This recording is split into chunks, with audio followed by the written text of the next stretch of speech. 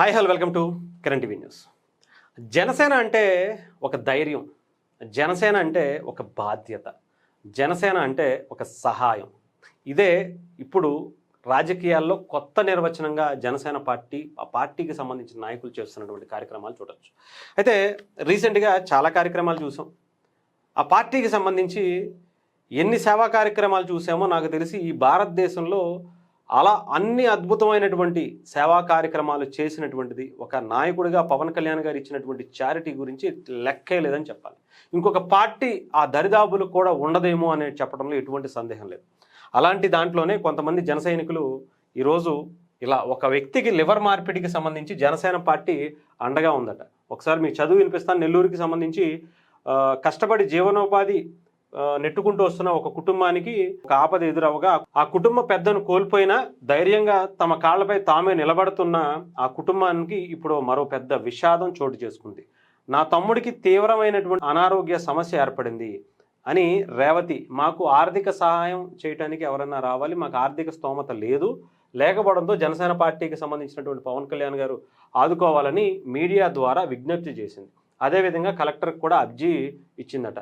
ఆ రేవతి ఆమె తమ్ముడు వెంకటాద్రికి లివర్ తీవ్రంగా డ్యామేజ్ అవడంతో అత్యవసర చికిత్సకు శారీరకంగా లివర్ దానం చేయడానికి కుటుంబ సభ్యులు ముందుకు వచ్చినప్పటికీ ఆ ఆపరేషన్కు అవసరమైనటువంటి భారీ ఖర్చును భరించే ఆర్థిక స్తోమత మాత్రం వాళ్ళకి లేదు.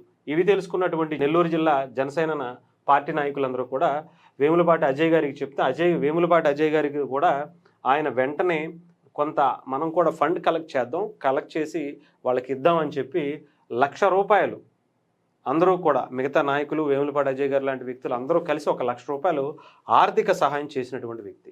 ఇక్కడ జనసేననో ఇంకొక పార్టీ అనో కష్టాలు ఎవరికైనా రావచ్చు.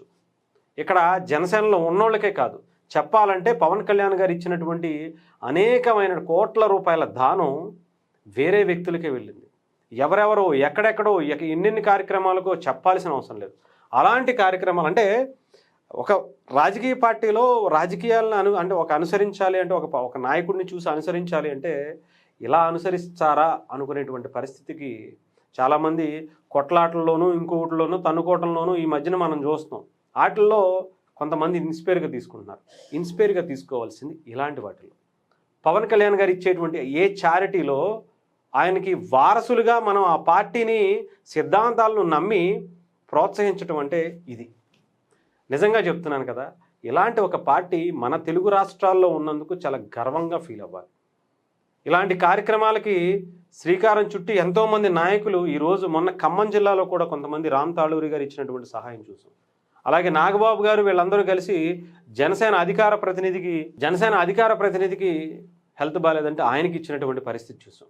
ఏదేమైనా చెప్తున్నాను కదా, ఒక గొప్ప సంస్కృతికి సాంప్రదాయాలకు జనసేన పార్టీ రాజకీయాలను శ్రీకారం చుట్టుకుంటూ తీసుకువెళ్తుంది. సో డెఫినెట్గా ఇవన్నీ కూడా అభినందించాల్సినవే.